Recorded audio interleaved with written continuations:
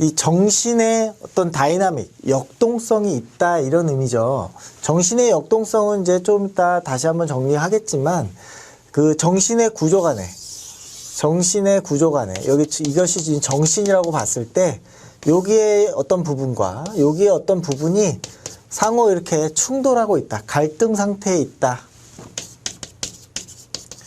그렇기 때문에 이제 계속 싸우고 투쟁하고 왔다 갔다 하고 그러한 다이나믹이 일어난다. 이것이 이제 정신역동이라고 하는 말의 의미입니다. 그 안에 이제 그 정신분석이라고 하는 그죠? 그 이론이 있다. 첫 번째로 네. 정신분석 이론.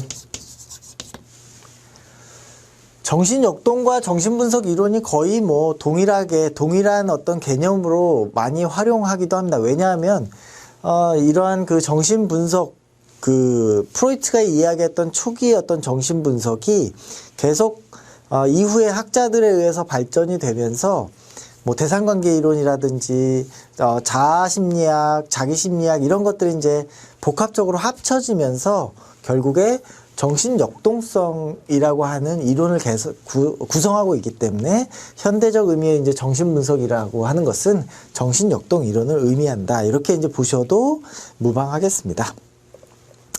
자, 정신분석 이론 내용들 살펴보시면, 네, 성격을 우리가 설명할 때 어떻게 이제 설명할 것인가 라는 것이죠. 프로이트가 어떻게 설명했냐. 프로이트가 우리의 정신이라고 하는 것에 대해서 설명을 했죠. 이 정신이라고 하는 것을 이렇게 보이진 않지만 이렇게 이제 정신이라고 얘기했을 때 여기에 분명히 그죠? 영토, 지도가 나누어져 있다라는 겁니다. 한쪽은 어떤 겁니까? 무의식이고 한쪽은 의식이다. 그죠?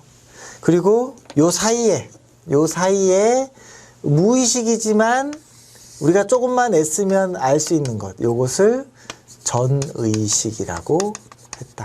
지도를 그린 거죠. 지도를 그린 겁니다. 지도를 그렸고 이것이 바로 지형학적 이론이다.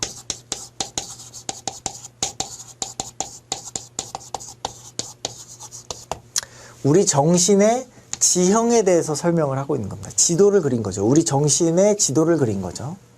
그래서 무의식을 발견했다. 뭐 프로이트가 무의식을 발견했다. 이런 얘기들 많이 들어보셨을 겁니다. 여러분들이 무의식이라는 하는 용어는 사실은 우리 지금은 너무나 일상적으로 당연하게 받아들여지지만 프로이트가 살았던 시대에서는 이 무의식이라고 하는 개념이 없었다라는 것이죠. 그래서 이런 것들이 다 어떤 정신이라고 하는 것을 하나의 의식이라고만 생각했는데 그것이 아니더라. 무의식이라고 하는 부분이 있더라. 라는 것을 이제 프로이트가 얘기하는 것이죠. 그림을 그렸다. 지도를 그렸다. 우리 정신에. 의식이라고 하는 것은 네, 자각하고 있는 것. 네, 의식이라고 하는 것은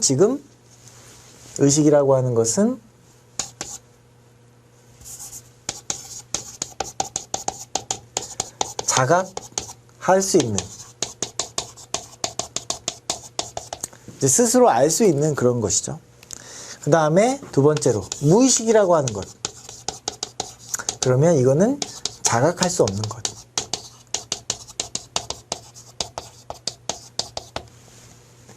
그리고 전의식이라고 하는 것은 무의식 중에서 노력하면 의식화할 수 있는, 네, 이런 것이다 라고 이제 정의를 내렸습니다.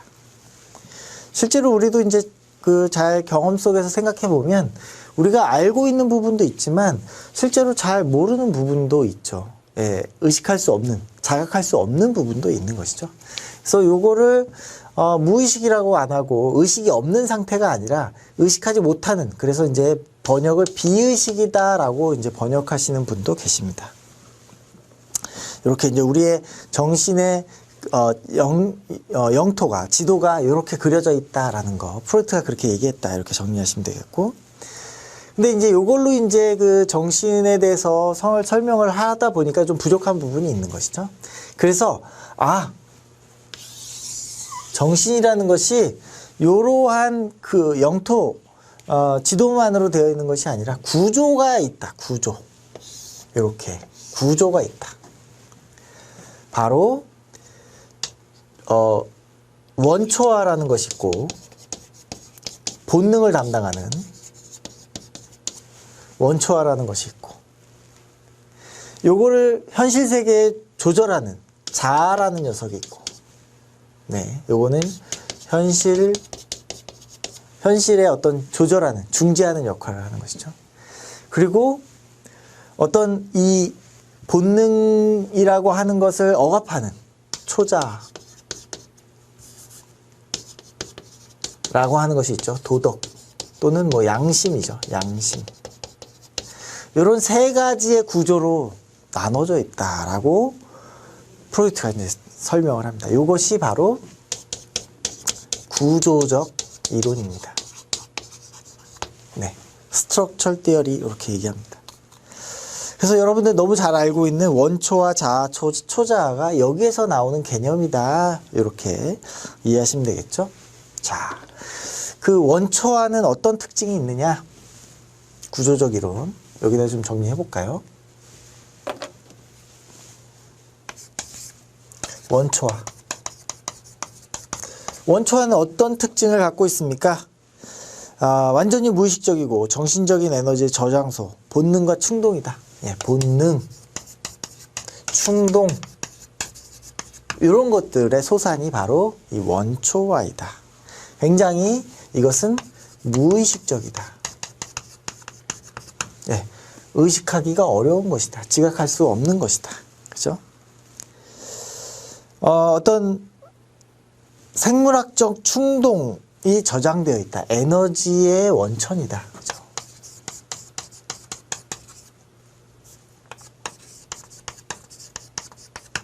결국에 이제 생물이 움직이는 거는 이 원초화 때문이다. 이렇게 본 거죠. 본능 때문이다. 이렇게 본 거죠. 그리고 가장 중요시하는 어떤 무의식적 세계에 대한 중요한 메커니즘. 이것이 바로 이 원초화가 가지고 있는 특징이다. 여기는 본능이나 충동이기 때문에 어떻습니까? 쾌락의 원리가 적용한다. 네, 쾌락의 원리. 자, 두 번째. 자아가 되겠죠. 자아. 우리가 에고라고 합니다. 에고. 원초화는 이드. 네, 이렇게 이제 표기하는데요. 자아는 어떤 것입니까? 이 본능, 그죠? 충동, 즉각적인 만족을 추구하는 어떠한 그 원초화와 현실을 중재하는 것이죠.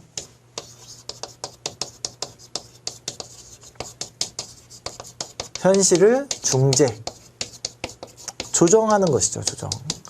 무엇이냐? 결국에 이런 원초화의 즉각적 만족을 현실 세계에서 우리가 얻을 수 있도록, 획득할 수 있도록 중재하는 그런 역할을 자아가 하고 있다.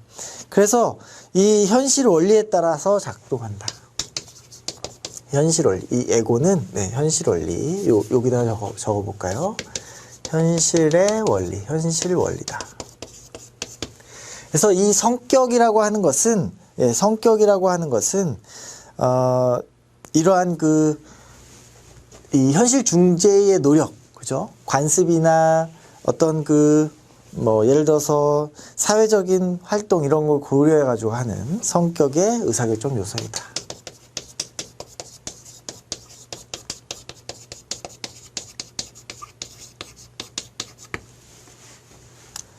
어떤 행동이 나타났다는 것은 결국에 이 원초화가 에너지를 발현을 했고, 자아가 현실에 이렇게 적용하겠다라고 의사결정을 한 것이 바로 행동으로 나타난다. 이렇게 설명하는 것입니다. 세 번째, 초자아입니다. 초자아. 초자아는 네, 슈퍼에고. 왜냐하면 에고 위에 있다. 이렇게 해서 슈퍼에고가 되는 것이죠. 얘는 네, 도덕적 원리.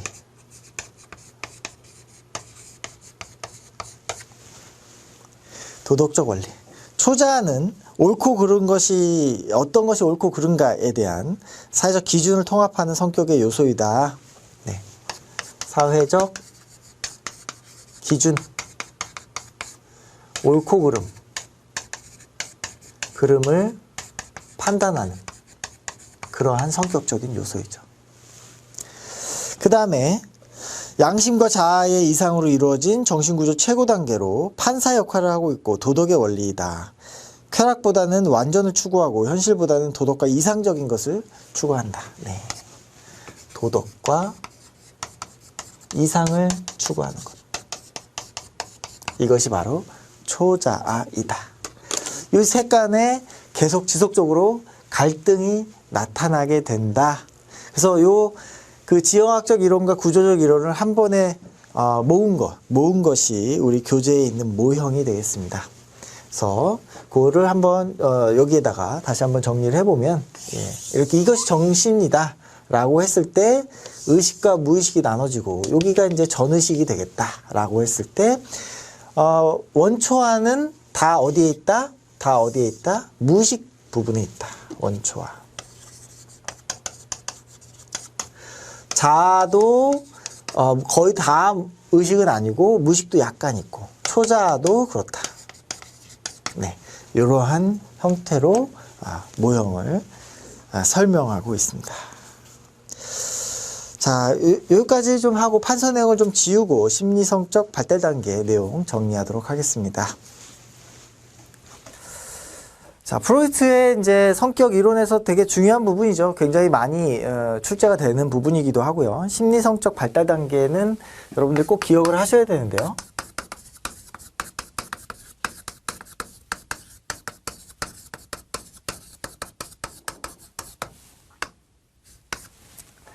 네, 첫 번째가 이제 구강기가 되겠죠. 구강기.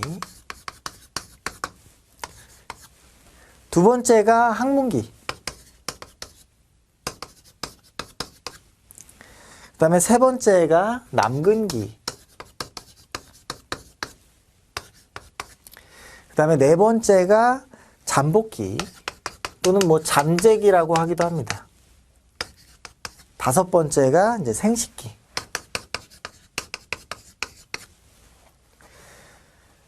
구강기가 이제 18개월까지, 네, 18개월까지.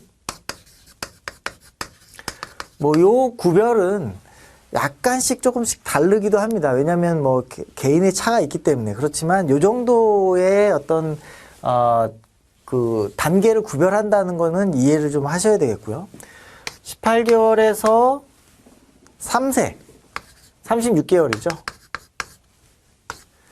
그리고 3세에서 6세. 네. 잠복기는 6세에서 12세. 여기는 12세 이상. 그죠? 성인기 이전까지. 청소년기를 보통 얘기하죠. 성인기 이전. 청소년기를 이야기합니다. 그래서 이렇게 5가지로 나눈 어떤 기준은 리비도에 영향력이 미치는 순서다. 이렇게 이제 설명을 하고 있고요.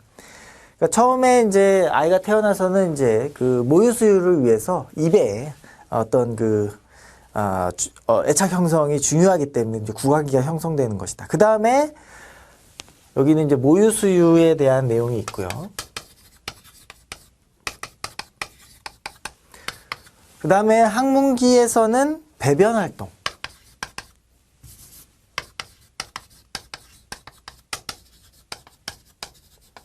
배변 학습이 이루어지겠죠. 이제 대소변을 가려야 되고, 요때는 이제 그냥 기저귀를 차고 다니지만은 이때부터는 기저귀를 떼고 혼자서 이제 그것들을 할 수 있는, 조절할 수 있는 그러한 시기가 되는 것이죠.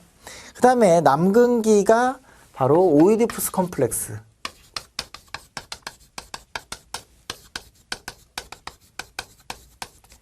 렉스가 이제 오이디푸스 컴플렉스가 있는 그런 시기가 되겠습니다. 뭐 잠복기, 생식기는 각각 역할이 있지만 실제로 우리 심리성적 발달 단계에서는 큰 영향력을 못 끼치는 그런 단계이고요. 그래서 6세까지가 그 프로이트가 성격 발달에 굉장히 영향을 미치는 시기다라고 이제 본 것이죠. 물론 이제 정신역동적 이론 중에 대상관계 이론 같은 경우에는 3세 이전에 이미 다 결정된다 뭐 이렇게 설명하기도 합니다만 보통 5, 6세 이전에 성격이 대부분 다 형성되고 그것이 성인기에 영향을 미친다라고 본 것이죠. 뭐 잠복기의 어떤 특성들은 이제 승화가 잠복기에 이제 나타난다. 이때는 이제 청소년기에 대한 내용이죠. 성적, 공격적 충동.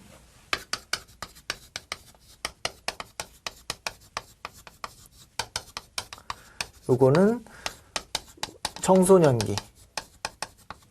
말하자면 지금 우리가 얘기한 뭐 사춘기와 같은 그런 내용이 되겠죠. 그래서 이러한 특성으로 이제 구별이 되어 있다 이렇게 이제 보시면 되겠고요. 거기에 이것에서 어떠한 왜곡된 성격이 발생이 될 수 있다라고 본 거고, 구강기의 어떤 모유수유 상에서 어떤 충족을 제대로 잘 못했을 경우에 그럴 때 애착 형성, 불안정 애착 형성이 형성될 수 있겠죠.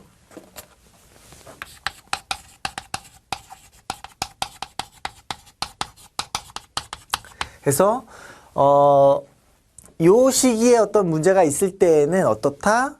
구강기에 관련된 뭐 예를 들어서 알코올 중독이라든지 흡연이라든지 뭐 폭식이라든지 이런 문제들이 나타날 것이다. 입으로 활동하는 그런 문제들이 생길 수 있다. 이렇게 이제 보고 있는 거고. 그다음에 학문기의 어떤 대변 학습에서 뭔가 굉장히 좀 잘못된 훈련이 있을 경우에 성격 발달에 영향을 주는데 강박성이나 완고함, 인색한 성격으로 나타나는 게 바로 학문 보유적 성격.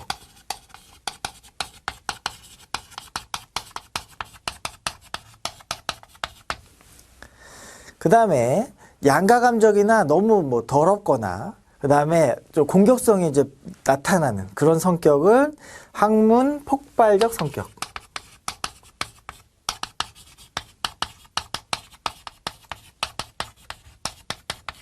이렇게 이제 구별을 하게 되는 것이죠. 그래서 이러한 학문기 시절에 배변 어떤 학습을 해서 훈육이 너무 잘못되었을 경우에 이러한 성격으로 영향을 미칠 것이다. 이렇게 이제 보고 있는 것이죠. 그 다음에 남근기에서는 이제 오이디푸스 컴플렉스가 가장 핵심적인 내용인데요. 거세 불안이라든지 어떤 권위자에 대한 불안감이 발생할 수가 있겠고, 불안정한 히스테리 성격으로 나타날 수가 있겠다. 이때 이제 왜곡된 성격으로 나타내는 것이 거세 불안이라든지 히스테리 성격이 나타날 수가 있다. 이렇게 이제 보고 있는 것입니다. 그래서 어린 시절의 양육 환경이 중요하다라는 것을 프로이트가 이야기했고, 이런 내용들로 뭐 어떤 가족 상담이라든지 이런 것들이 계속 발전을 하게 되는 것이죠. 자, 밑에 이제 기출문제 확인 학습 보시면 성격 이론의 기본 원리, 정신분석에서의 기본 원리가 있는데, 지형학적 원리, 그 다음에 구조적 원리에 대해서는 바로 전에 좀 설명을 드렸죠. 그래서 인간의 정신세계를 의식, 전의식, 무의식 이 3층 구조로 되어 있다. 영역을 구별했다라는 거. 지도로 제시를 했다라는 겁니다. 구조 원리는, 구조적 원리라는 것은 자아, 초자, 원초와 이 세 개의 시스템으로 설명을 했다라는 것이죠. 역동적 원리라고 하는 것, 역동적 원리라고 하는 것은 이 구조적 원리에서 각각의 시스템이 갈등을 일으키는 것, 이걸 다이나믹이라고 하고, 이 갈등이 바로 성격으로 발현되는 것이다. 그것이 역동적 원리, 이렇게 설명을 하고 있습니다. 자, 경제적 원리라고 하는 것은 우리 정신 에너지의 양이 정해져 있다라고 하는 것이죠. 그래서 그 정신 에너지의 양이 정해져 있기 때문에 이걸 어디에다가 배분을 하느냐에 따라서 그 행동이 달라진다라고 하는 개념이 되겠죠. 그 다음에 발생적 원리라고 하는 것은 성인기의 어떤 그런 내용들이, 그죠? 아동기의 어떤 사건과 연결되어 있다라는 것이고 그것은 결정되어 있는 것이다. 이미 3세에서 6세 사이에 6세까지 6세 이전의 어떤 내용들로 결정되어 있는 결정론적인 원리다.